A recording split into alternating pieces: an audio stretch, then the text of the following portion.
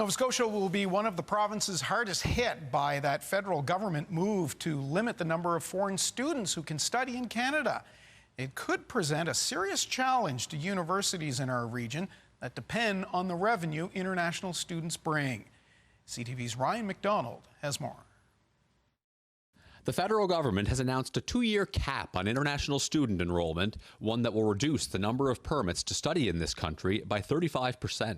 It is the latest in a series of measures to improve program integrity and set international students up for the success. The move comes in the face of a nationwide housing crisis. Last year, Cape Breton University was the focus of a W5 report outlining a shortage of housing, jobs, and transportation.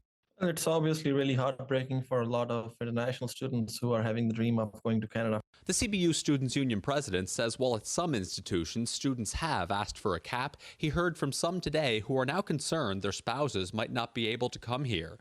Still, he's optimistic about this.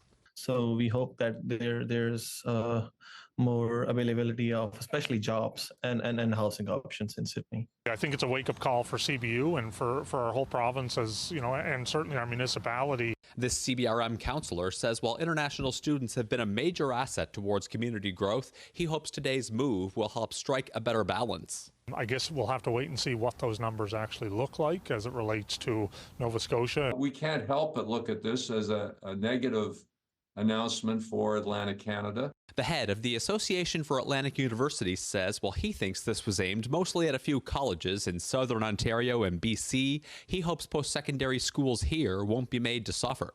Atlantic Canada has a little or more around 3% of the national population. So in that sense, perhaps the reductions won't be too significant. The announcement said reductions will be weighted by provincial populations. Peter Halpin said he hopes to speak with provincial governments about this in the coming days. Ryan McDonald, CTV News, Sydney.